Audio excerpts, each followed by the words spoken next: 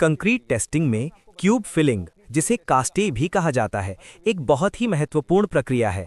इसका मुख्य उद्देश्य कंक्रीट की कंप्रेसिव स्ट्रेंथ को मापना होता है। भारत में इसके लिए IS 516 कोड का पालन किया जाता है। यहाँ इसकी पूरी प्रक्रिया हिंदी में दी गई है। आवश्यक उपकरण, apparatus required, moulds 150 mm times 150 mm times 150 mm या 100 mm अगर एग्रीगेट का साइज 20 mm से कम हो। टैंपिंग रॉड 16 mm व्यास डायमीटर और 600 mm लंबी, जिसका एक सिरा गोल बुलेट एंडेड हो। ट्रावल कंक्रीट भरने और फिनिशिंग के लिए। ल्यूब्रिकेटिंग ऑयल मोल्ड की अंदरूनी सतह पर लगाने के लिए। तैयारी, सबसे पहले मोल्ड को अच्छे से साफ करें। मोल्ड के अंदरूनी हिस्सों और जोड़ों पर तेल या ग्रीस लगाएं ताकि कंक्रीट सूखने के बाद आसानी से बाहर निकल सके और पानी लीक ना हो।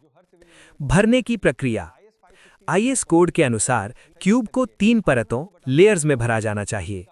पहली परत फर्स्ट लेयर, मोल्ड में लगभग 5 सेंटीमीटर कंक्रीट भरें।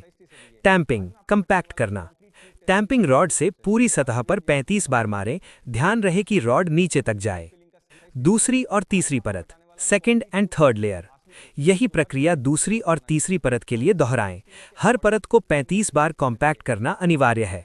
फिनिशिंग, ऊपर की सतह को ट्रावल करने की मदद से बराबर लेवल कर दें। क्यूरिंग और भंडारण, 24 घंटे का आराम। भरे हुए क्यूब्स को 24 घंटे के लिए ऐसी जगह रखें जहां तापमान 27 ±2 डिग्री सेल्सियस हो और नमी बनी रहे। डीमोल्डिंग, 24 घंटे बाद मोल्ड के नट बोल्ट खोलकर क्यूब को सावधानी से बाहर निकालें। वाटर क्यूरिंग, क्यूब्स को तुरंत साफ ताज़े पानी के टैंक में डाल दें। पानी का तापमान भी 27 ±2 डिग्री सेल्सियस होना चाहिए। टेस्टिंग शेड्यूल, आमतौर पर क्यूब्स की टेस्टिंग निम्नलिखित दिनों पर की जाती है। 7 दिन, इसमें कंक्रीट अपनी लगभग 65 से 70% ताकत पा लेता है। 28 दिन, ये फाइनल डिज़ाइन स्ट्रेंथ मानी जाती है। महत्वपूर्ण IS codes. Code purpose IS 516 method of tests for strength of concrete. IS 456 code of practice for plain and reinforced concrete.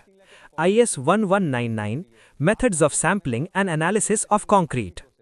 Pro tip, cube भरते समय उस पर मार्कर या पेंट से कास्टिंग की तारीख यानी डेट और कंक्रीट का ग्रेड जैसे M20, M25 लिखना न भूलें। क्या आप चाहते हैं कि मैं आपको ये बताऊं कि टेस्टिंग के दौरान कंप्रेसिव स्ट्रेंथ की गणना कैलकुलेशन कैसे की जाती है?